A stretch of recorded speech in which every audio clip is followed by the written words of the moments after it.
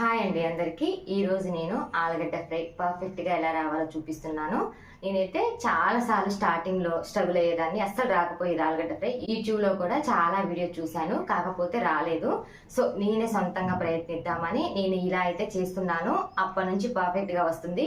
వంటలు చేయరాని వాళ్ళు కూడా ఆలుగడ్డ ఫ్రై నేను చేసే విధంగా చేస్తే చాలా పర్ఫెక్ట్గా చేస్తారు. సో ఖచ్చితంగా ఇలా అయితే ట్రై చేయండి. మీరు నా వీడియో ఫస్ట్ టైం చూస్తున్నట్లయితే తప్పకుండా సబ్స్క్రైబ్ చేయండి, పక్కనే ఉన్న బెల్ ఐకాన్ని క్లిక్ చేయండి. సో ఇప్పుడైతే ప్రాసెస్ ఏంటో చూపిస్తాను, పదండి.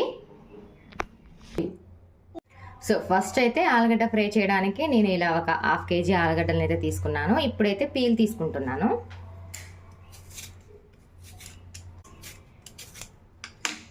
సో ఈ విధంగా అయితే పీల్ తీసుకున్నాను కదా, ఇప్పుడు వీటిని శుభ్రంగా క్లీన్ చేసుకుంటాను. సో ఈ విధంగా క్లీన్ చేసుకున్న తర్వాత ఇప్పుడు మనం ఆలుగడ్డని పీసెస్ లాగా కట్ చేసుకుందాం.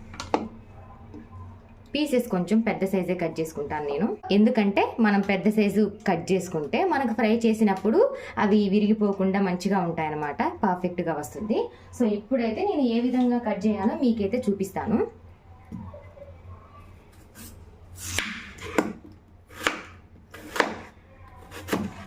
మరీ చిన్న చిన్న పీసెస్గా కట్ చేసామనుకోండి, ఫ్రై చేస్తున్నప్పుడే విరిగిపోతాయి అన్నమాట, పర్ఫెక్ట్గా రావు. సో నేనైతే మరీ చిన్నవి కాదు మరీ పెద్దవి కాదు, ఈ విధంగా. సో ఈ విధంగా మీడియం సైజ్ అయితే మనం కట్ చేసుకోవాలి. చూడ్డానికి కూడా కర్రీ మొత్తం అయిపోయిన తర్వాత తినాలనిపించేంత అట్రాక్ట్ చేస్తుంది ఆలుగడ్డ ఫ్రై. సో ఈ విధంగా చేయండి. నిజంగా స్టార్టర్స్ కూడా చాలా అంటే చాలా ఈజీగా చేయొచ్చు. సో మీరు కూడా చేయండి. సో ఆలుగడ్డల్ని ఎప్పుడైనా మనం కట్ చేసుకున్న తర్వాత వాటర్లో వేసుకోవాలి. సో ఇలాగైతే ఆలుగడ్డల్ని పీసెస్ లాగా కట్ చేసుకున్నా, మీడియం సైజ్ అయితే కట్ చేసుకున్నా, మరి చిన్నగా కాదు మరి పెద్దగా కాదు. మనం ఇప్పుడు ఈ వాటర్లో వేసేసుకుందాం, కాసేపు ఉంచి మనం ఈలోపు కర్రీకి కావాల్సిన. సో ఈ విధంగా అయితే మనం ఆనియన్స్ని చిన్న చిన్న పీసెస్ లాగా కట్ చేసుకోవాలి.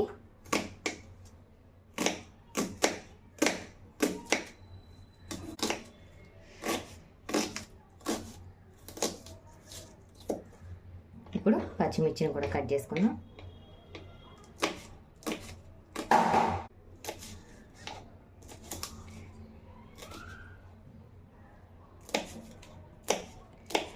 వీటిని అయితే ఫస్ట్ పక్కన పెట్టేసి మనం ఆలుగడ్డ ఫ్రై అంటే ఫస్ట్ అయితే ఈ ఆలుగడ్డల్ని ఆయిల్లో ఫ్రై చేసుకుందాం. సో ఇలా అయితే ఆలుగడ్డల్ని ఫస్ట్ ఫ్రై చేసుకోవడానికి మనం కళాయి పెట్టేసి ఆయిల్ని అయితే కళాయిలో పోసేసుకుందాం.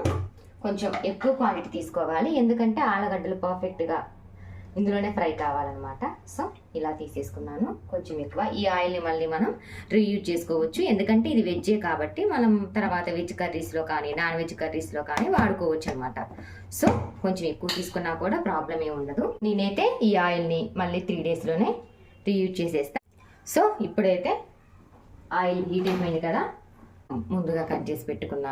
సో ఇప్పుడైతే ఆయిల్ హీట్ అయిపోయింది కదా, మనం ముందుగా కట్ చేసుకున్న ఆలుగడ్డలను అయితే ఇందులో వేసేద్దాం. సో ఇలా అయితే ఆలుగడ్డలను వేసేసుకున్నాం కదా, ఇప్పుడైతే తిప్పుకుందాం. అండ్ మీడియం టు హై ఫ్లేమ్లో చేసుకోవాలి ఫ్రై అనేది, లేకపోతే పర్ఫెక్ట్గా రాదు, ముక్కలు మెత్తగా అయిపోతాయి. సో లో ఫ్లేమ్లో పెట్టొద్దు, మీడియం టు హై ఫ్లేమ్లో పెట్టుకోవాలి. అండ్ మనం చేసే కళాయిని బట్టి కూడా ఫ్రైస్ అనేవి మంచిగా రావచ్చు రాకపోవచ్చు. ఫ్రైస్ ఎక్కువ నాన్ స్టిక్ వాటర్లో చేస్తే పర్ఫెక్ట్గా వస్తాయి. సో అందుకే నేనైతే ఫ్రై చేయాలనుకున్నప్పుడు దీనినే వాడతాను. లేదు ఫ్రై కాకుండా మామూలు కర్రీస్ అయితే నేను స్టీల్ కళాయిని అయితే యూజ్ చేసుకుంటాను. సో ఇది ఫ్రై కాబట్టి ఇప్పుడు నేను నాన్ స్టిక్ కళాయిని అయితే యూజ్ చేస్తున్నా, చాలా బాగా వస్తుంది ఇందులో. సో కాసేపు ఫ్రై అవ్వనిద్దాం అండ్ తిప్పుకుంటూ ఉండాలన్నమాట. సో ఇలా మనం ఫ్రై చేసుకోవాలి, ఇంకొంచెం ఫ్రై కావాలి.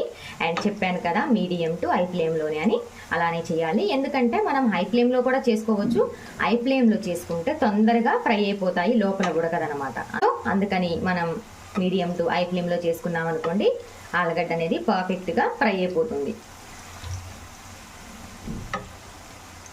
సో కాసేపు అయితే ఇంకొంచెం ఫ్రై కానిద్దాం. సో ఫైనల్గా మనకి ఫ్రై అయిపోయాయి. అండ్ చాలు ఇంతవరకు ఫ్రై, మరి ఎక్కువ ఫ్రై కూడా మనం తినొద్దు కదా. సో ఈ విధంగా ఫ్రై అయిపోతే సరిపోతుంది. అండ్ లోపల ఉడికిందో ఉడకలేదో చూసుకోవాలంటే ఇలా చెక్ చేసుకోండి. సో లోపల కూడా మెత్తగా ఉడికిపోయింది. పొటాటో. సో ఇప్పుడైతే మనం దీనిని ఒక ప్లేట్లోకి తీసేసుకుందాం.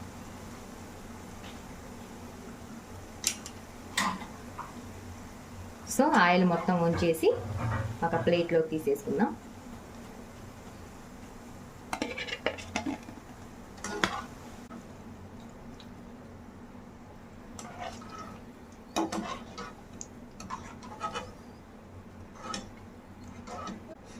సో ఈ విధంగా అయితే తీసుకున్నాం కదా, ఇప్పుడు మనం కర్రీ చేసేద్దాం. సో కళాయిలో మనం కర్రీకి కావాల్సినంత ఆయిల్ ఉంచేసి మిగతాది తీసేద్దాం. సో ఇప్పుడు కర్రీకి కావాల్సినంత ఆయిల్ అయితే ఉంచేసుకున్నాను. ఇందులో ఇప్పుడు ఫస్ట్ అయితే నేను ఒక ఎండుమిర్చి వేస్తున్నాను తాలింపుకి. సో ఇలా ఎండుమిర్చి వేసాక తాలింపు గింజలన్నీ ఇందులో ఆవాలు, జీలకర్ర, పచ్చిశనగపప్పు, మినపగుండ్లు అన్నీ కలిపి వేసుకున్నాను. ఇవైతే వేస్తున్నా.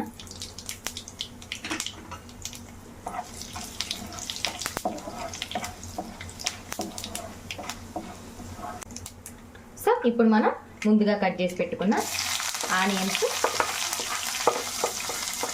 పచ్చిమిర్చి. సో మనం ముందుగా కట్ చేసి పెట్టుకున్న ఆనియన్స్ని, పచ్చిమిర్చిని అయితే యాడ్ చేసేసుకున్నా. ఇప్పుడు వీటిని కాసేపు మగ్గనిచ్చేద్దాం. ఇప్పుడు కరివేపాకు,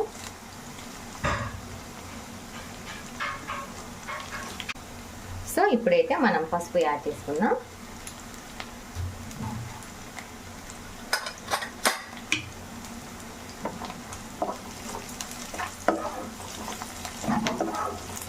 సో ఇప్పుడు మనం ముందుగా ఫ్రై చేసుకున్న ఆలుగడ్డని అయితే యాడ్ చేసేయాలి.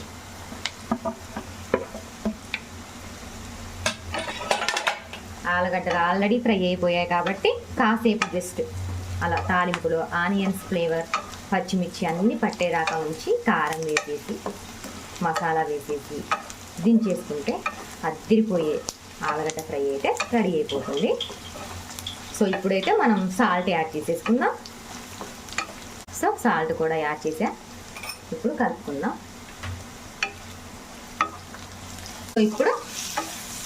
సో ఇప్పుడు మనం ఇందులో రుచికి సరిపడా కారం అయితే వేసేసుకుందాం.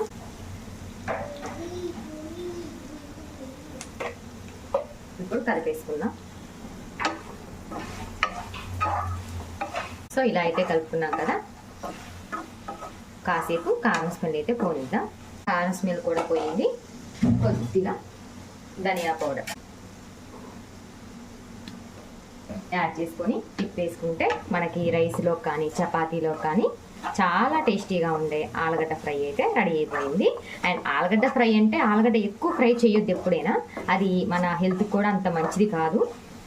లైట్గా ఫ్రై చేసి ఇలా చేసేస్తే పిల్లలు చాలా ఇష్టంగా తింటారు.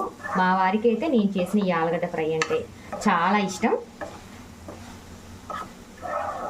చూడ్డానికి కూడా చాలా బాగుంది కదా. సో ఫైనల్గా మనకి ఆలుగడ్డ ఫ్రై రెడీ అయిపోయింది. ఇప్పుడు ఒక బౌల్లో తీసేసుకుందాం. ఫైనల్గా మనకి ఆలుగడ్డ ఫ్రై అయితే రెడీ అయిపోయింది. నిజంగా చాలా టేస్టీగా ఉంటుంది. అస్సలు వంట చేయరాని వాళ్ళు కూడా ఈజీగా చేసుకోవచ్చు ఈ ప్రాసెస్లో. సో మీరైతే ఖచ్చితంగా ట్రై చేయండి. నాకు కూడా స్టార్టింగ్లో ఆలుగడ్డ ఫ్రై అస్సలు చేయరాదు. సో ఈ విధంగానైనా చేస్తే వస్తుందని నేను ట్రై చేశాను. అప్పటి నుంచి ఈ విధంగానే చేస్తున్నాను. మీరు కూడా ఈ విధంగా ఒకసారి ట్రై చేసి ఇంట్లో వాళ్ళకి పెట్టండి. చాలా బాగుంటుంది. నా వీడియో మీకు నచ్చినట్లయితే లైక్ చేసి, షేర్ చేసి, సబ్స్క్రైబ్ చేయండి. మర్చిపోకండి. Thank you for watching. Bye bye.